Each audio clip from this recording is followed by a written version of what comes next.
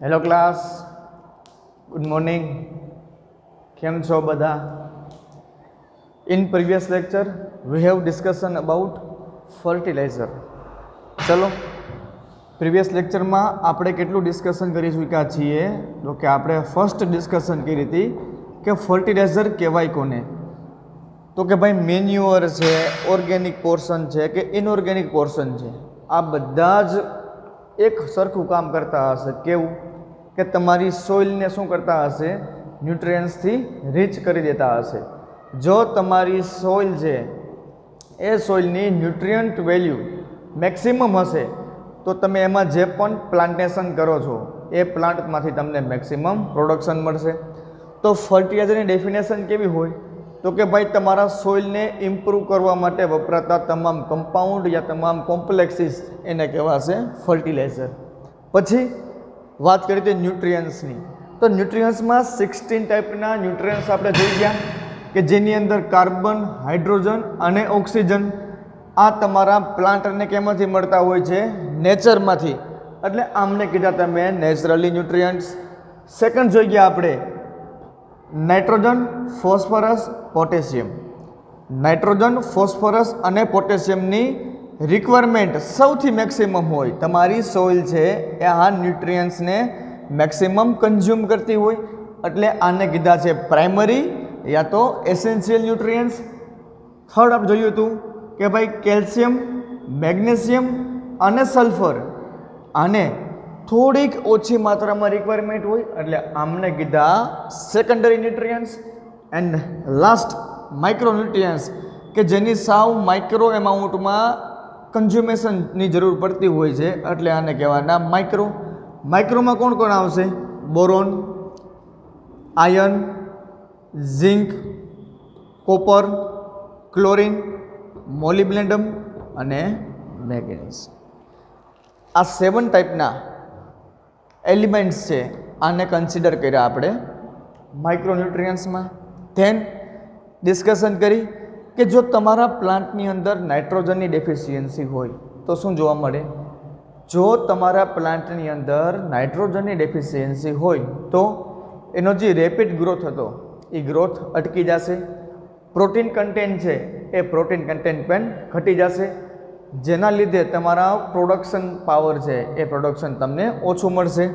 પછી કે તમારા લીવ્સ છે, પાન હોય ને જે તમારા પ્લાન્ટના એ યલોઇશ ગ્રીન યા તો લાઇટ ગ્રીન કલરના જોવા મળશે. જો આટલા સિમ્ટોમ્સ જોવા મળે તો કન્ફર્મ કે તમારા જમીનની અંદર નાઇટ્રોજનની ડેફિશિયન્સી છે. પછી ફોસ્ફરસની ડેફિશિયન્સી હોય તો જો તમારા પ્લાન્ટનો રેપિડ ગ્રોથ, અર્લી ગ્રોથ યા અર્લી મેચ્યુરિટી ગ્રોથ થતો ના હોય તો કોની કમી હોય? ફોસ્ફરસની કમી હોય. હરેક એલિમેન્ટની કંઈક ને કંઈક સિમ્ટોમ્સ જોવા મળતા હશે. જો તમારા પ્લાન્ટની અંદર કેલ્શિયમ ના હોય તો જે બાગાયતી કરે છે, ફ્લાવર્સની ખેતી કરે છે એમાં વધારે પડતું ઇફેક્ટ જોવા મળશે. સલ્ફરની કમી હોય તો ભાઈ જે એન્ઝાઇમ પ્રોસેસ છે એમાં ક્યાંક ને ક્યાંક ઇફેક્ટ જોવા મળતી હશે. એટલે આ જેટલી પણ તમારા લાસ્ટ લેક્ચરમાં એફિશિયન્સી ચાલેલી હતી કે જો આની કમી હોય તો કેવા સિમ્ટોમ્સ જોવા મળે એ બધાને ક્લિયર કટ હોવા જોઈએ. નેક્સ્ટ ક્લાસિફિકેશન ઓફ ન્યુટ્રિયન્ટ્સ જોઈ ગયા હતા, જેની અંદર ફર્સ્ટ હતું according to source of nutrients fertiliser. કે તમારા ફર્ટિલાઇઝર છે એનો સોર્સ કેવો છે? નેચરમાંથી મળે છે. નેચરમાંથી મળે છે તો એ ઓર્ગેનિક પોર્શન છે કે ઇનઓર્ગેનિક પોર્શન છે? કે તમે એને સિન્થેટિક તમે એને બનાવો છો તો સિન્થેટિક કરતા હોય તો શું હોય એમાં? તો એની અંદર કાં તો નાઇટ્રોજિનિયસ ફર્ટિલાઇઝર હોય, કાં તો પોટાશ કન્ટેન્ટવાળા હોય, કાં તો ફોસ્ફરસવાળા હોય, કાં તો કેવા હોય? મિક્સ્ડ હોય. જો નાઇટ્રોજિનિયસ કન્ટેન્ટવાળા હોય તેમાં કોણ આવે? Ammonium sulphate, ammonium nitrate, ammonium urea અને હજી એક આવશે ammonium chloride. Ammonium sulphate, ammonium nitrate, urea અને એમોનિયમ ક્લોરાઇડ. પોટેશિયમવાળા હોય તો પોટેશિયમ નાઇટ્રેટ, પોટેશિયમ સલ્ફેટ અને પોટેશિયમ ક્લોરાઇડ.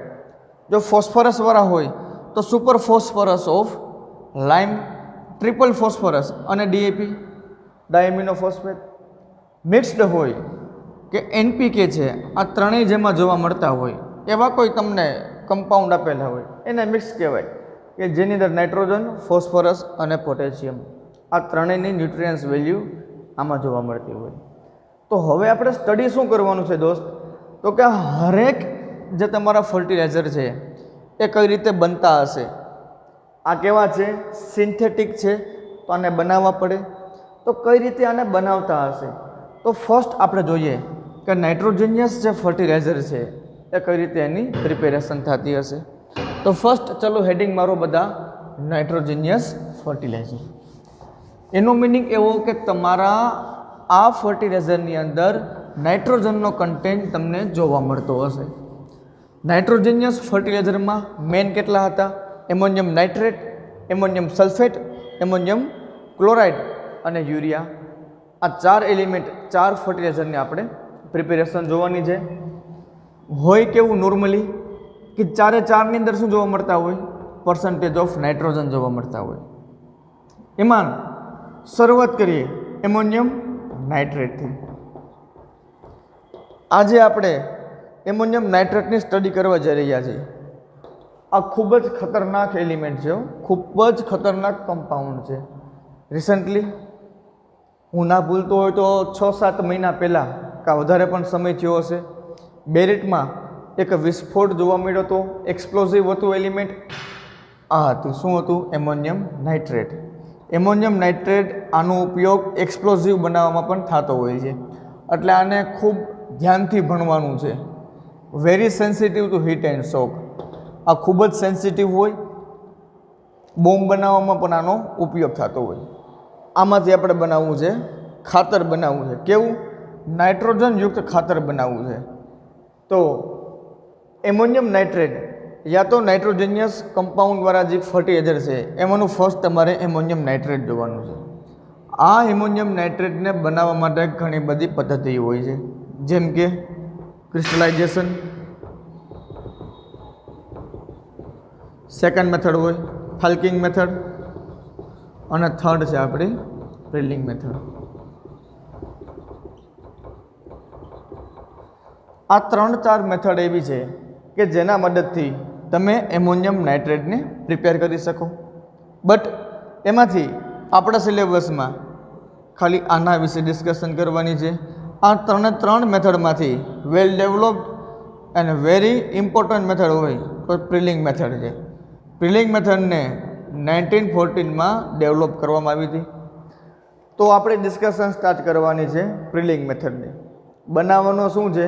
એમોનિયમ નાઇટ્રેટ બનાવવાનો છે. જો ખાસ કન્સેપ્ટ ક્લિયર હોવા જોઈએ. આ કન્સેપ્ટ ક્યારે ક્લિયર હોય?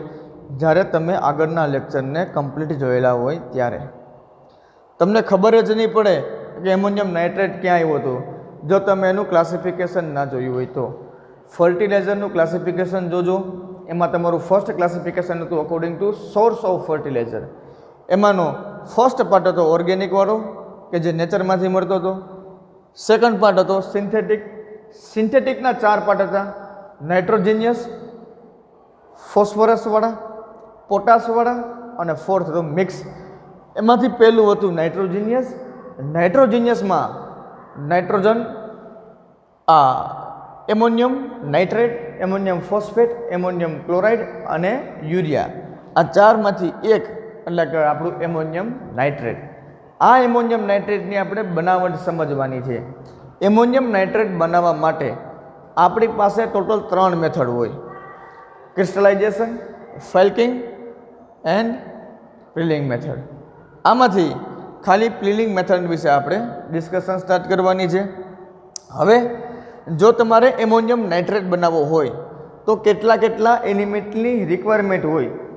તો sulphuric acid, nitric acid, carbon dioxide, liquid યા તો ગેસિયસ ફોર્મમાં એમોનિયા જોઈ અને કેલ્શિયમના હાઇડ્રેટ જોતા હોય છે. Sulphuric acid, nitric acid, liquid યા તો ગેસિયસ ફોર્મમાં એમોનિયા, કાર્બન ડાયોક્સાઇડ અને કેલ્શિયમના હાઇડ્રોક્સાઇડ. બસ આટલા એલિમેન્ટની તમારે રિક્વાયરમેન્ટ હોય છે. એમાં મેજર 2 વસ્તુ હોય. કોણ? એક હોય અમોનિયા અને સેકન્ડ છે નાઇટ્રિક એસિડ.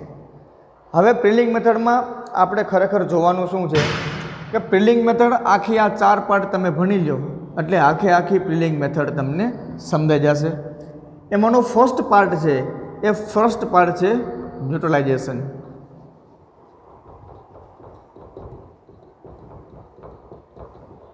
સેકન્ડ પાર્ટ છે એમાં ઇવોપરેશન. થર્ડ પાર્ટ છે એમાં પ્રિલિંગ ડિવાઇસ. એન્ડ ફોર્થ પાર્ટ છે ડ્રાઇંગ એન્ડ ફિનિશિંગ. આખી પ્રિલિંગ મેથડ જો તમારે કવર કરવી હોય તો 4 પાર્ટ સમજવાના છે. First neutralisation, second evaporation, third prilling and fourth છે ડ્રાઇંગ એન્ડ ફિનિશિંગ. તમે કોઈ પણ પ્રકારના નાઇટ્રોજિનિયસ ફર્ટિલાઇઝર બનાવવા માંગો છો તો એમાં ફિક્સ્ડ હોય કે તમારા એસિડ છે એ એસિડને તમારે આલ્કલાઇન હારે ન્યુટ્રલાઇઝ કરવાના હોય. તમારા એસિડને આલ્કલાઇન સાથે શું કરવાના હોય? ન્યુટ્રલાઇઝ કરવાના હોય. આમાં તમારે ઉપયોગ કરવાનો છે નાઇટ્રિક એસિડનો અને આલ્કલાઇન તરીકે યુઝ કરવાનો છે અમોનિયાનો. તો સૌથી પહેલું કામ એ કરવાનું છે કે એમોનિયા અને નાઇટ્રિક એસિડને એકબીજા હારે ન્યુટ્રલાઇઝ કરવાના છે. એ તમારું થઈ ગયું ફર્સ્ટ સ્ટેપ. હવે ફર્સ્ટ સ્ટેપની અંદર તમને જે એમોનિયમ નાઇટ્રેટ ઓબ્ટેન થશે, આ સ્ટેપની આ બંનેને ભેગા કરો એટલે શું બનશે? Ammonium nitrate. આ એમોનિયમ નાઇટ્રેટની અંદર કોન્સન્ટ્રેશન કેટલી હશે? 83%. જો આ કોન્સન્ટ્રેશનને મારે ઇન્ક્રીઝ કરવી હોય તો સ્ટેપ 2માં જવાનું, ઇવોપરેશનમાં. ઇવોપરેશનમાં શું હોય કે સ્ટીમ એપ્લાય કરવાની હોય. હીટિંગ ડિવાઇસ છે આ. શું છે? હીટિંગ ડિવાઇસ છે. તમારું જે બી મટીરિયલ છે એ તમે બનાવ્યું છે પહેલાં ન્યુટ્રલાઇઝ, પછી એને નાખવાનું છે ઇવોપરેશનમાં. આમાં શું હોય? હીટિંગ ડિવાઇસ હોય. તમારું મટીરિયલ હીટિંગ થાય, પછી વેક્યુમ થાય એમાંથી કે ભાઈ જે કંઈ ડસ્ટના પાર્ટિકલ છે, જેટલી પણ વેપર છે, જેટલો પણ ભેજનો કન્ટેન્ટ છે એ બધો વેક્યુમ થઈ જાય અને પ્યોર શું મળે? એમોનિયમ નાઇટ્રેટ, કે જેની કોન્સન્ટ્રેશન નિયર અબાઉટ 94% હોય. 83માંથી 94% કરવા માટે તમારે સેકન્ડ પાર્ટનો ઉપયોગ કરવાનો હોય છે, પ્રિલિંગ ડિવાઇસ. આ રીતે 180 ફૂટની એક ડિવાઇસ હોય, નિયર અબાઉટ 180 ફૂટ, કે જેમાં ઉપરથી લિક્વિડ ફોર્મમાં આ મટીરિયલ તૈયાર થયું સેકન્ડ પાર્ટમાં એના અહીંથી પાડવામાં આવે. અહીંયા બોટમના ભાગમાં એક ડિવાઇસ ફિટ થયેલી હોય. જેટલું પણ લિક્વિડ આવે એ લિક્વિડને સોલિડ ફોર્મમાં કન્વર્ટ કરે. અહીંયાથી સોલિડ ફોર્મમાં કન્વર્ટ થાય ત્યાર પછી આને ડ્રાય કરવામાં આવે, ફિનિશિંગ કરીને પેકિંગ કરવામાં આવે, તમારો બની જાય એમોનિયમ નાઇટ્રેટ. હવે જે દોસ્ત આપણો એમોનિયમ નાઇટ્રેટ છે, આ ammonium nitrate very reactive, very sensitive to heat and shock. ખૂબ જ સેન્સિટિવ એલિમેન્ટ છે. જો આને થોડીક અમથી હીટ મળી જાય ને દોસ્ત તો બ્લાસ્ટ થઈ જાય, અને બ્લાસ્ટ ઘણો બધો વિસ્ફોટક હોય. બ્લાસ્ટ ના થાય એના માટે આને એક મટીરિયલ હારે બાઇન્ડ કરવામાં આવે કે જેનાથી આની સેન્સિટિવિટી ડિક્રીઝ થઈ જાય, લો સેન્સિટિવ થઈ જાય. તો બસ આની ડિસ્કશન આ લેક્ચરમાં કરવાની છે. તો ચલો બધા હેડિંગ મારો પ્રિલિંગ મેથડ, એમાં ફર્સ્ટ મારો ન્યુટ્રલાઇઝેશન. જો સાવ એટલે સાવ સિમ્પલ ચેપ્ટર છે આ ચેપ્ટરને એક જ વખત યાદ રાખવાનું હોય, પછી તમને લાઈફ ટાઈમ યાદ રહી જાય. શું જોવાનું છે? પ્રિલિંગ મેથડ. એમાં ફર્સ્ટ છે ન્યુટ્રલાઇઝેશન.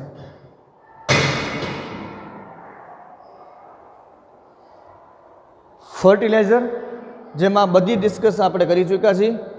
હવે આપણે જવાનું છે પ્રિલિંગ મેથડ ઉપર.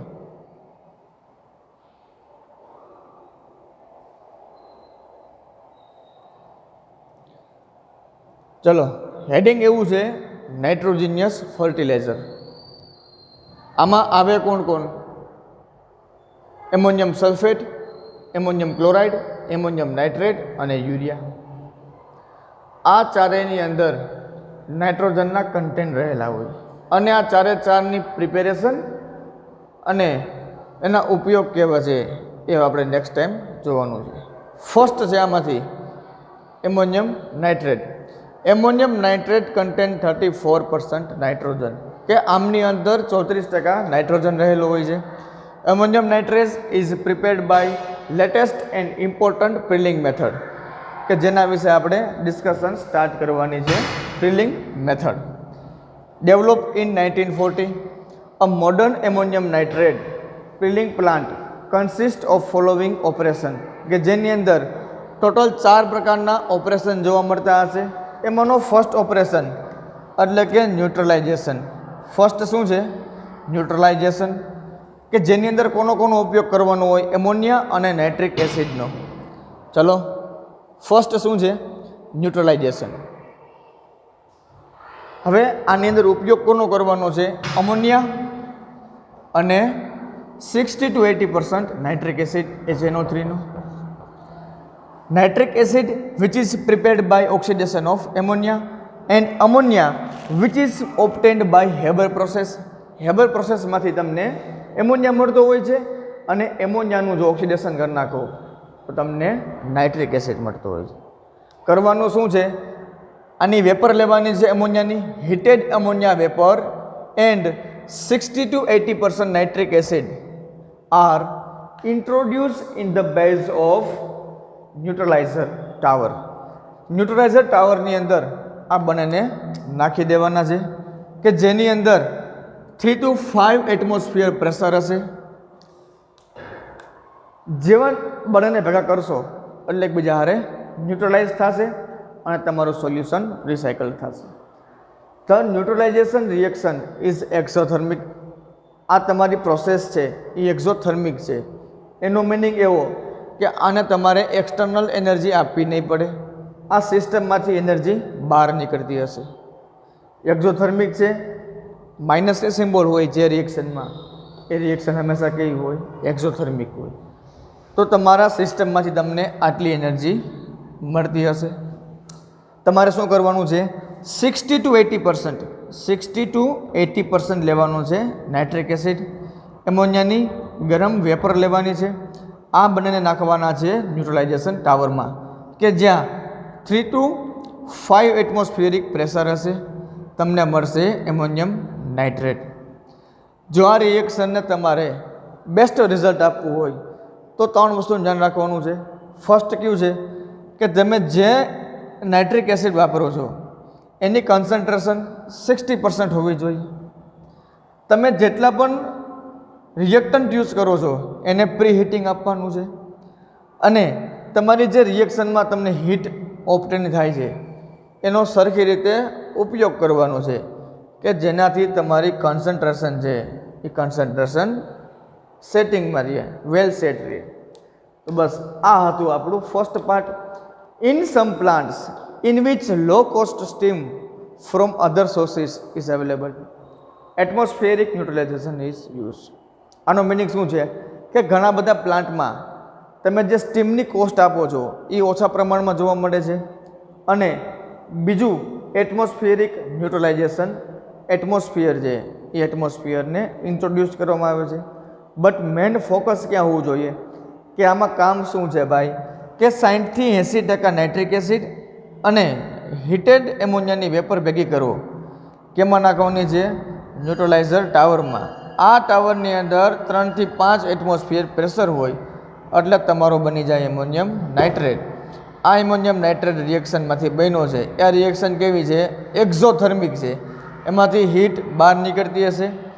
જો આ મેથડને, આ ફર્સ્ટ તમારો પાર્ટ છે એને તમારે સક્સેસફુલ પરફોર્મ કરવો હોય તો 3 વાતનું ધ્યાન રાખવાનું. પહેલી વાત તો શું? કે તમે જે નાઇટ્રિક એસિડ યુઝ કરો છો એ નાઇટ્રિક એસિડની કન્સન્ટ્રેશન 60% હોવી જોઈએ. બીજો પાર્ટ પ્રી હીટિંગ. તમારા મિક્સરમાં જે રિએક્શન ઉપયોગ થયા છે એનું પ્રી હીટિંગ કરી નાખો, અને જેટલી પણ સિસ્ટમ એનર્જી છે એનર્જીને કંટ્રોલમાં રાખવાની, બરોબર એનો ઉપયોગ કરી લ્યો એટલે તમારી કન્સન્ટ્રેશન છે મેન્ટેન રહે. સેકન્ડ પોર્શન છે ઇવોપરેશન. હવે જે તમને નાઇટ્રિક એમોનિયમ નાઇટ્રેટ મળેલો છે એ કેટલો હતો? 83% હતો. અને હવે તમારે એમાંથી કેટલો બનાવવો છે? Near about 95. તો શું કરવાનું? સિમ્પલ છે, ઇવોપરેશન કરી નાખો. એટલે સોલ્યુશન ઓબ્ટેન્ડ ફ્રોમ ન્યુટ્રલાઇઝર, જે તમારો ન્યુટ્રલાઇઝર ટાવર હતો એમાં તમને જે સોલ્યુશન મળેલું હતું એની અંદર 83% એમોનિયમ નાઇટ્રેટ તમને જોવા મળ્યું. હવે this solution is allowed two pass through a heater એક હીટરમાં પાસ કરવાનું છે, સપ્લાઇડ વિથ સ્ટીમ ફોર ધ ન્યુટ્રલાઇઝર. તમારું જે ન્યુટ્રલાઇઝર હતું એની ઉપર હીટર દ્વારા સ્ટીમ પાસ કરવામાં આવશે. It means they are provided to receiver ammonia flashed of the neutralizers with steam. તમારે સ્ટીમ હારે તમારા ન્યુટ્રલાઇઝર્સને રિએક્શન કરાવવાની છે. The heated solution from the heater. હવે આ હીટરમાંથી જે હીટેડ સોલ્યુશન છે એને તમારે વેક્યુમ ઇવોપરેટરમાં નાખવાનું છે. Is passed to vacuum evaporator when its concentration is increase is about 95%. શું કર્યું દોસ્ત?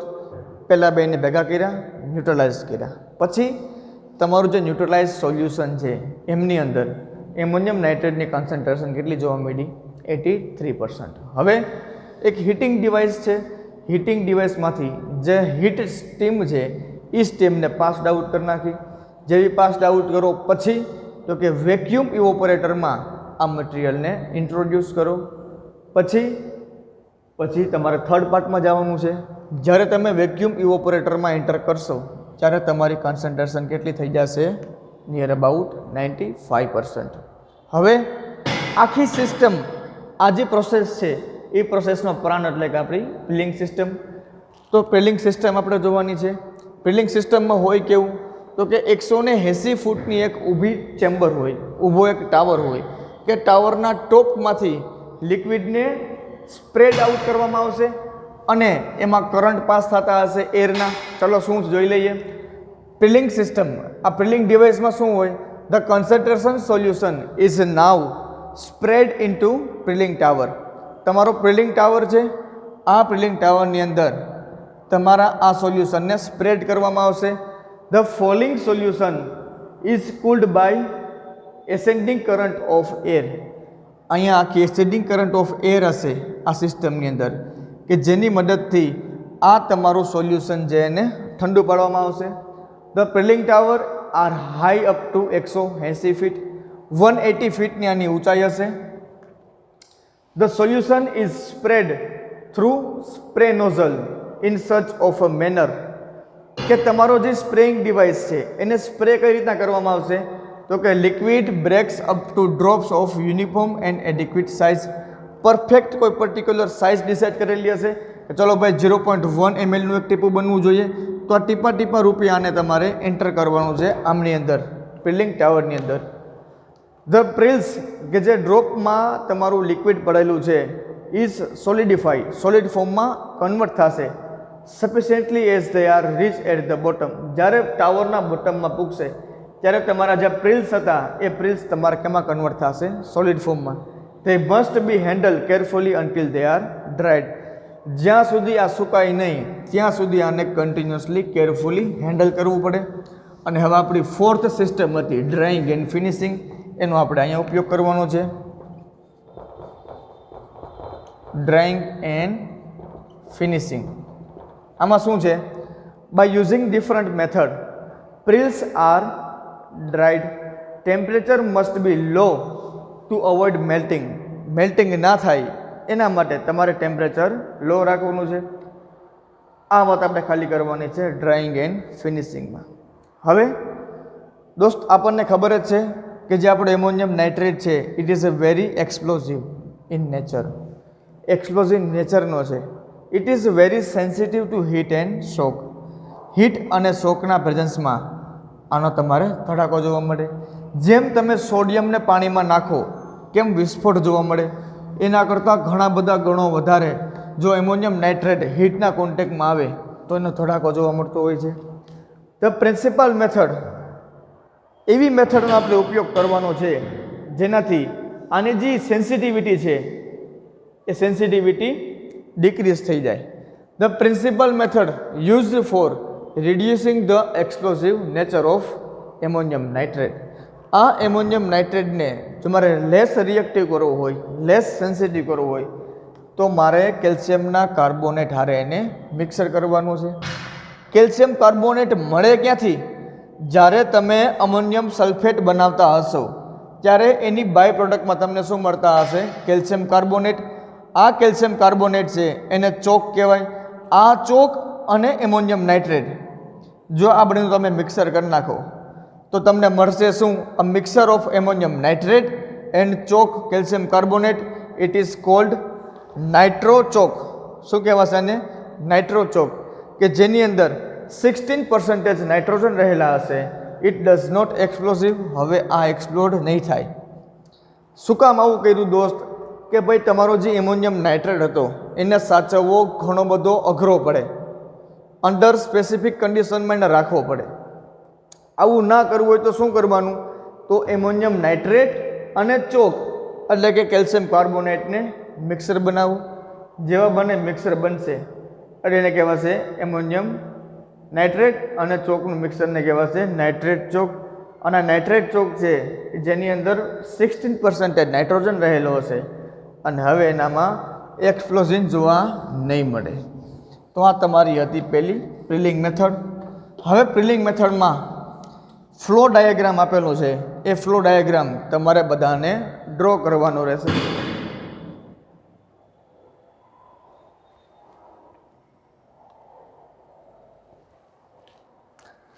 આ તમારી છે પ્રિલિંગ મેથડ કે જેની અંદર આપણે પહેલો પાર્ટ જોઈ ગયા. એ પહેલો પાર્ટ હતો ન્યુટ્રલાઇઝેશન. એ પાર્ટ અહીંયા આપેલો છે. સેકન્ડ પાર્ટ તમારો અહીંયા આપેલો છે ઇવોપરેશન. આ તમારો થર્ડ પાર્ટ છે. અને પહેલી સાઈડનો તમારો ફોર્થ પાર્ટ. પહેલા પાર્ટમાં શું કરવાનું હતું? ફટાફટ રિવિઝન કરાવું છું. ચલો, એમોનિયાની હીટેડ વેપર અને નાઇટ્રિક એસિડ આ બંનેને મિક્સઅપ કરવાના. થઈ ગયા બંને મિક્સઅપ. ક્યાં નાખવાના છે? ન્યુટ્રલાઇઝેશન ટાવરમાં. જેવા ટાવરમાં એડ થશે આની અંદર શું પરફોર્મ થશે? Ammonium nitrate. ચલો ભાઈ, એમોનિયમ નાઇટ્રેટ બની ગયો. હા, બની ગયો. પણ દોસ્ત આ 83% કન્સન્ટ્રેશન વાળો બન્યો છે. હવે આને નાખવાનું કેમાં છે? સેકન્ડ પાર્ટ આપણું છે ઇવોપરેશન. ઇવોપરેશન પહેલાં શું કરવાનું છે? હીટર મૂકવાનું છે. હીટરમાંથી સ્ટીમ નીકળશે. એ સ્ટીમ દ્વારા આને સ્ટીમમાંથી તમારા મટીરિયલને પાસ કરવાનું છે. જેવા તમે સ્ટીમમાંથી મટીરિયલને પાસ કરશો પછી મૂકવાનું છે વેક્યુમ ઇવોપરેટરમાં. આ વેક્યુમ ઇવોપરેટરમાં તમે નાખશો એટલે ડસ્ટ છે, વેપર છે, મોઇસ્ચર છે, આ બધું કન્ઝ્યુમ થઈ જશે અને શું વધશે? પ્યોર એમોનિયમ નાઇટ્રેટ કે જેમની અંદર 94 યા 95% કન્સન્ટ્રેશન રહેલી હશે. હવે આટલી કન્સન્ટ્રેશનવાળો જે એમોનિયમ નાઇટ્રેટ છે એને નાખવાનો છે તમારે પ્રિલિંગ ટાવરમાં કે જેની હાઇટ હશે 180 ફીટ. પ્રિલિંગ ટાવરમાં વહી ગયું. આ તમારી સ્પ્રે ડિવાઇસ હશે. આનું કામ શું હશે? પર્ટિક્યુલર યુનિક શેપમાં, યુનિક એમએલમાં તમારા ડ્રોપલેટ બનાવતી હશે. આ ડ્રોપમાં તમારે જવા દેવાના છે શું? તમારા લિક્વિડને. આમાં ફ્લો એર આવતો હશે, એરનો ફ્લો હશે, કુલિંગ ડિવાઇસ ફિટ કરેલી હશે. અહીંયા એક પંખા જેવું મૂકેલું હોય. આમાંથી બોટમ સુધી તમારો જ્યારે લિક્વિડ પૂગશે ત્યારે કેમાં કન્વર્ટ થઈ જશે? સોલિડ ફોર્મમાં. એ જેવું સોલિડ ફોર્મમાં કન્વર્ટ થાય એટલે ડ્રાયરમાં નાખી દેવાનું. પછી એનું કોટિંગ કરી નાખવાનું, પેકિંગ કરી અને સ્ટોર કરી દો. યાદ શું રાખવાનું હતું? કે તમારો જે એમોનિયમ નાઇટ્રેટ છે એ એમોનિયમ નાઇટ્રેટ વેરી એક્સપ્લોઝિવ છે એટલે આને રિએક્શન અપાઈ દેવાની કેલ્શિયમ કાર્બોનેટ હારે અને જે મટીરિયલ બનશે એને કહેવાશે નાઇટ્રેટ ચોક. આ નાઇટ્રેટ ચોકમાં 14 થી 16% નાઇટ્રોજન રહેલા હશે. ઇટ ઇઝ નોટ એક્સપ્લોડ કે જેનો થોડાકો નહીં થાય એટલે આને સ્ટોર કરવો સહેલો પડશે. આ હતી આપણી પ્રિલિંગ મેથડ. પ્રિલિંગ મેથડને પેલો આ વિડીયો જેવો પૂરો થશે લેક્ચર પછીના નેક્સ્ટ પોર્શનમાં તમને એક વિડીયો મોકલવામાં આવશે.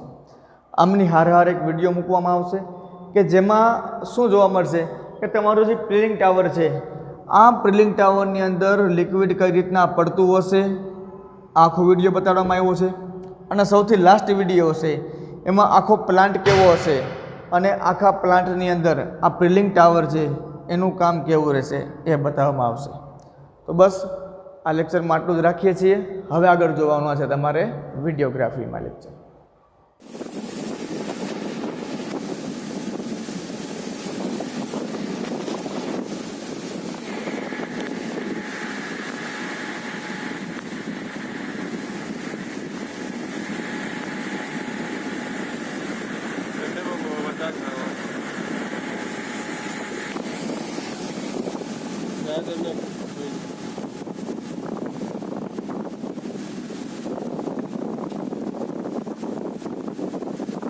side of drilling tower. The end user with quality assured, uninterrupted production processes against optimal exploitation costs.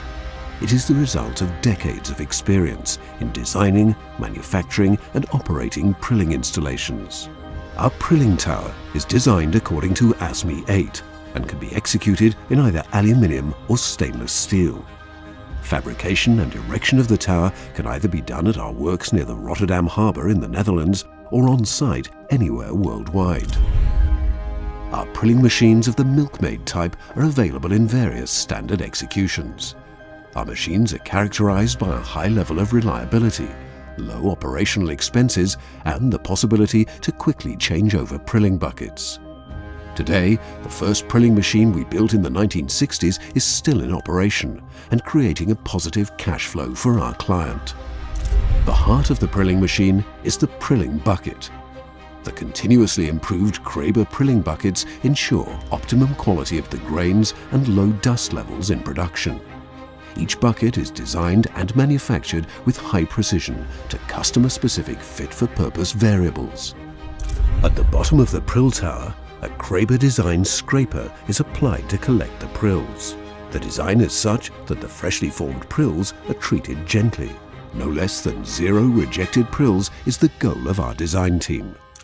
Like the Kraber scraper, the screw conveyor is also designed to ensure the prill's integrity. It has an optimal helix design for minimal product degradation, an overflow protection and a high torque transmission. Around the lower circumference of the tower, the air inlet filters are located.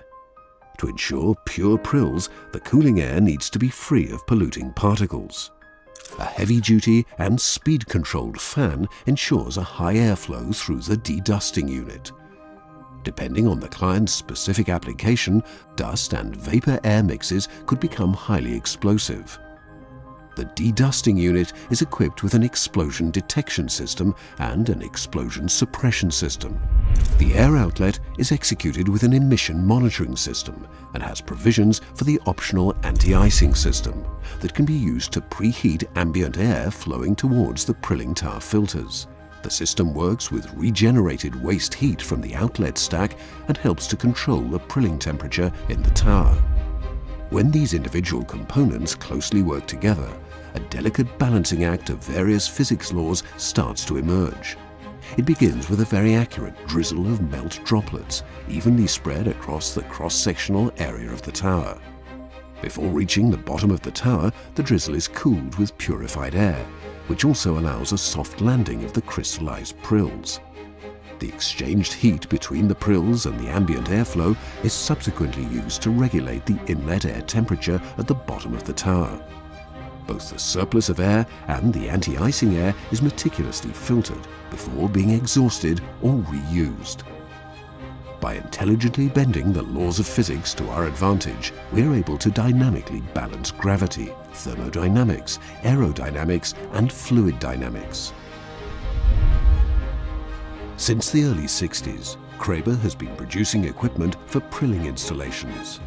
Today, a turnkey package can be supplied, including design, engineering, and after-sales services such as troubleshooting, supply of spare parts, upgrade of existing installations, analysis and recommendations for overhaul and servicing, and modifications.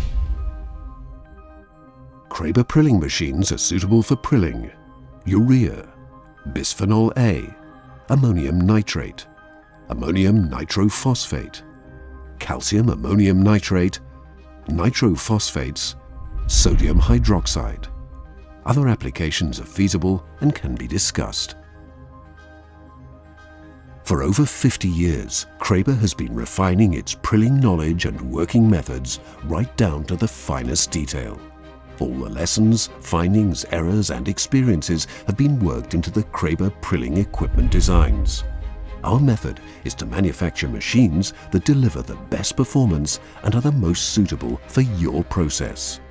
Only with these highly sophisticated components, which are matched to the most scrutinizing details, is the highest prill quality achieved against the lowest operational costs and emissions.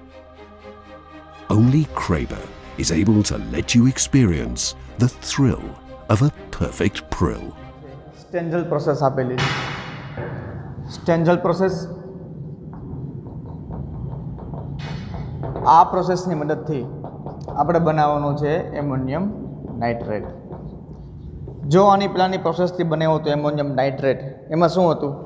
પ્રિલિંગ method હતી. Second method છે સ્ટેન્જલ process. જ્યાં તમારી company હશે જેમાંથી ammonium nitrate મળતા હશે, એ જ કંપનીની બાજુમાં ક્યાંક અમોનિયાનો પ્લાન્ટ હશે અને ક્યાંક નાઇટ્રિક એસિડનો પ્લાન્ટ હશે.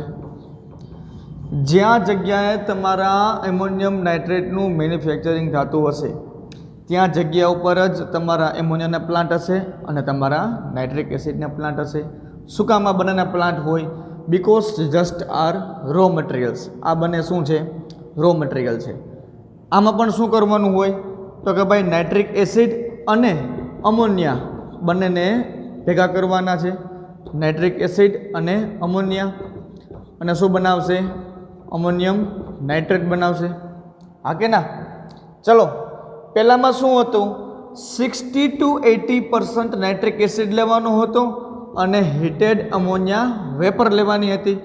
આ કેસમાં શું છે? હીટેડ અમોનિયા વેપર એમનેમ રહેશે અને નાઇટ્રિક એસિડ પણ કેવો લેવાનો છે? આમાં હવે હીટેડ લેવાનો છે. In short, pre heated reactant લેવાના છે. બંનેને પ્રી હીટેડ કરવાના છે, પછી ભેગા કરવાના છે અને શું બનશે? એમોનિયમ નાઇટ્રેટ બનશે. પ્રિલિંગ મેથડમાં કેવું હતું? આ એમોનિયમ નાઇટ્રેટને આપણે એન્ટર કર્યો હતો વેપરાઇઝેશનમાં. હીટિંગ આપ્યું હતું, હીટિંગ ચેમ્બર અને વેક્યુમ ચેમ્બરમાં આપણે એન્ટર કર્યો હતો. હીટિંગ ચેમ્બર વેક્યુમ ચેમ્બરમાંથી નાખ્યો હતો પ્રિલિંગ ડિવાઇસમાં અને પ્રિલિંગમાંથી એનું ડ્રાઇંગ ને પેકેજિંગ કર્યું હતું. હવે આમાં શું આવશે એ આપણે ડિસ્કશન સ્ટાર્ટ કરવાની છે. તો બધા હેડિંગ મારશે સ્ટેન્જલ પ્રોસેસ. આ સ્ટેન્જલ પ્રોસેસમાં કેવું હશે? Super heated ammonia vapour. શું છે? Super heated ammonia vapour 145 degree Celsius. It not 1450. Okay, અહીંયા 1450 નહીં આવે, 145 ડિગ્રી સેલ્સિયસ લેવાનો છે ammonia vapour.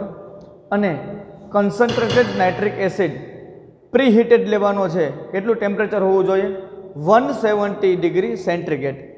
Super heated ammonia vapour એટલે કે તમારે લેવાની છે NH3 અને નાઇટ્રિક એસિડ લેવાનો છે HNO3. બનાવશે શું? એમોનિયમ નાઇટ્રેટ બનાવશે. ચલો, કરવાનું કેવું છે આમાં? તો કે ભાઈ અમોનિયાની વેપર લઈ લ્યો અને નાઇટ્રિક એસિડ લઈ લ્યો. બંનેને નાખવાના કેમાં છે? Packed tower. એક ટાવરમાં નાખવાના છે, બંધ ટાવરમાં નાખવાના છે, પેક્ડ ટાવરમાં નાખવાના છે. And reaction mixer. આ બંને એમોનિયા અને નાઇટ્રિક એસિડને આમાં મિક્સઅપ કરશો. જેવા આમાં મિક્સઅપ થશે એટલે શું બનશે? Ammonium nitrate. જેવું એમોનિયમ નાઇટ્રેટ બની જાય પછી then reaction mixer is then passed into a cyclone design separate steam. આ સાયક્લોન ડિઝાઇન્ડ તમારી એક સેપરેટ યુનિટ આવેલું હશે. સાયક્લોન ડિઝાઇનવાળું તમારું સેપરેટિંગ યુનિટ હશે. આ સેપરેટિંગ યુનિટમાં તમારા આ મિક્સરને નાખવાનું છે. આ કોને કોને સેપરેટ કરશે? કે તમારી સ્ટીમ છે, સ્ટીમ અને સોલ્યુશન. તમારા સોલ્યુશનમાંથી સ્ટીમ અને સોલ્યુશનને સેપરેટ આઉટ કરશે, ફાસ્ટ સેપરેટ કરશે. Air is blown through the melt as a result of which water is removed from the melt. હવે આખો વિષય બન્યો કેવો દોસ્ત?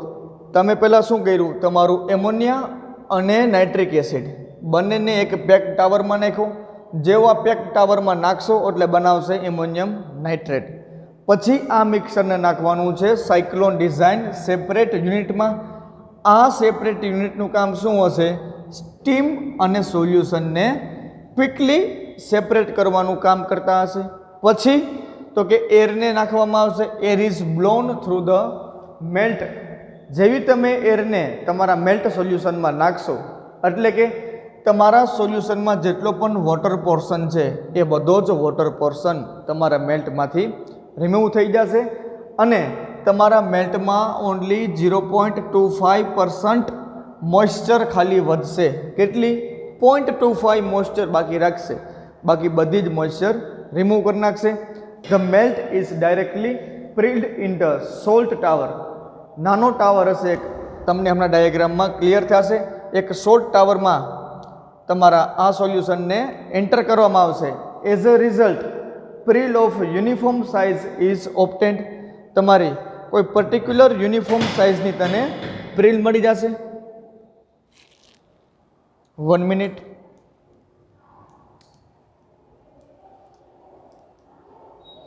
ઇલેક્ટ્રિક ડિવાઇસનો કોઈ ભરોસો ન કહેવાય દોસ્ત. Sorry for the disturbance. ચલો ક્યાં પહોંચ્યા હતા? હવે તમારા સોલ્યુશનની અંદર 0.25% જ ખાલી મોઇસ્ચર બાકી રહેશે. ધેન પછી શું કરવાનું છે? The melt is directly prilled કરવામાં આવશે. કેમાં? In a salt tower. એક નાના એવા ટાવરમાં એન્ટર કરવામાં આવશે. As a result prill of uniform size is obtained. કોઈ એક પર્ટિક્યુલર યુનિફોર્મ સાઇઝના તમને પ્રિલ્સ ઓબ્ટેન થશે. This is dried. એને ડ્રાઈડ કરવામાં આવશે, કોટિંગ કરવામાં આવશે, and then taken packing of the પ્લાન્ટમાંથી પેકિંગ કરવામાં આવશે. હવે તમારો જે એમોનિયમ નાઇટ્રેટ અહીંયાથી મળશે, એમોનિયમ નાઇટ્રેટને રિએક્શન કરાવી નાખજો કેલ્શિયમ કાર્બોનેટ હારે, જેવું તમે કરાવ્યું હતું પ્રિલિંગ મેથડમાં. It is very explosive, it is very sensitivity towards heat and shock. So that's why we have mixed up with calcium carbonate. Calcium carbonate જોડે આનું મિક્સઅપ કરી નાખજો એટલે શું બનશે? તમારા નાઇટ્રેટના ચોક મળશે. આનું રિએક્શન કરાવવાની ચોક આરે એટલે નાઇટ્રેટના ચોક મળશે કે જેની અંદર 16% ઓફ નાઇટ્રોજન કન્ટેન્ટ રહેલો હશે, જેના મદદથી આની જે સેન્સિટિવિટી ડિક્રીઝ થશે. હવે એનો ડાયાગ્રામ કેવો હશે? ડાયાગ્રામની થોડીક ડિસ્કસ. જે આપણી સ્ટેન્જલ પ્રોસેસ છે, આ સ્ટેન્જલ પ્રોસેસનો ફ્લો ડાયાગ્રામ કેવો છે? હવે આમની અંદર શું હશે? અમોનિયા હશે, NH3.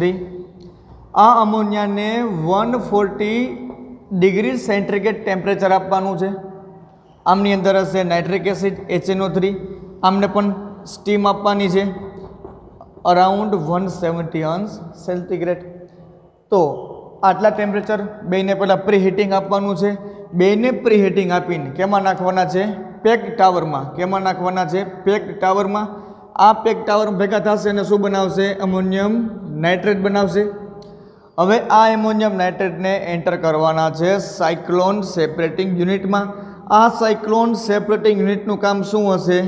તો કે આમાંથી બને એટલું વોટર અને સ્ટીમને અલગ કરી નાખશે. અહીંયાથી વોટર કાઢી નાખશે. હા કે ના? વધુ એટલું ક્યાં મોકલશે?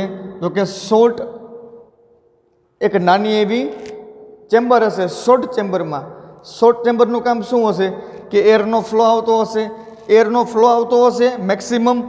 એટલે આમાં જેટલું પણ વોટર કન્ટેન્ટ છે એ બધો જ વોટર કન્ટેન્ટ બહાર નીકળી જશે અને ફક્ત ને ફક્ત 0.25 જેટલી મોઇસ્ચર આમાં બાકી રહેશે.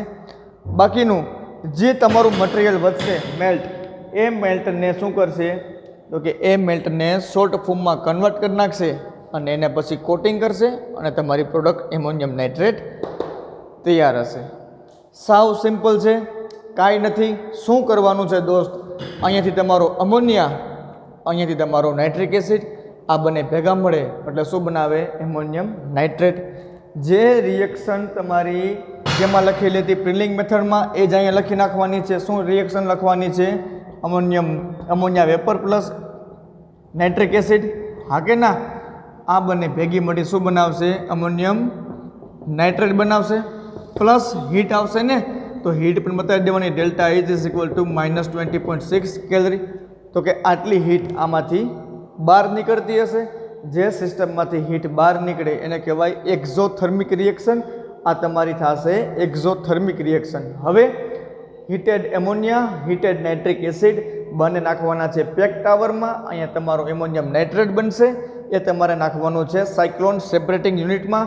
આ યુનિટનું કામ શું હશે? એકદમ ફાસ્ટ વોટર અને સ્ટીમને અલગ કરી નાખશે. વોટર અહીંયાથી દૂર કરશે.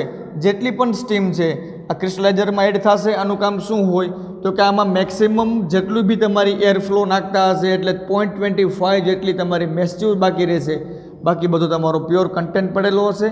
એનું કામ શું હશે તો કે ભાઈ પછી આગળ પ્રિલ્સ તમારા જે બનેલા છે એને યુનિફોર્મ શેપમાં કન્વર્ટ કરશે અને એથી ડ્રાય કરીને પ્રોડક્ટ તમારી તૈયાર થઈ જશે. આ જે ડ્રાયર છે એ ડ્રાયરમાં શું નાખી દેવાય, એનું કોટિંગ કરી નાખવાનું હોય, પેકેજિંગ કરી નાખો મસ્ત, એટલે તમારો બની જાય એમોનિયમ નાઇટ્રેટ. હવે તમારો જે એમોનિયમ નાઇટ્રેટ મેળો છે એની અંદર તમે નાખી દો કેલ્શિયમ કાર્બોનેટ, એટલે તમારા બની જાય નાઇટ્રસ ચોક બની જાય કે જે લેસ સેન્સિટિવ હોય. તો આ રીતે સ્ટેન્જલ પ્રોસેસ અને પ્રિલિંગ પ્રોસેસ આ બંનેની મદદથી તમે તમારો ammonium nitrate as a fertiliser manufacturing કરી શકો. આમાંથી કોઈ પણ વ્યક્તિ વિચારતા હોય કે ભાઈ મારે એમોનિયમ નાઇટ્રેટને પ્રોડક્શન કરવું છે તો કેમ કરવાનું, કાં તો એ પ્રિલિંગ પ્લાન્ટ છે એ ઇન્સ્ટોલ કરો, યા તો આ સ્ટેન્જલ પ્રોસેસ ઇન્સ્ટોલ કરો. આ બંને મદદથી તમે તમારા પ્લાન્ટની અંદર એમોનિયમ નાઇટ્રેટનું મેન્યુફેક્ચરિંગ સ્ટાર્ટ કરી દો. તો બસ લેક્ચરમાં આટલું જ રાખીએ છીએ. અસ્તુ, વંદે માતરમ.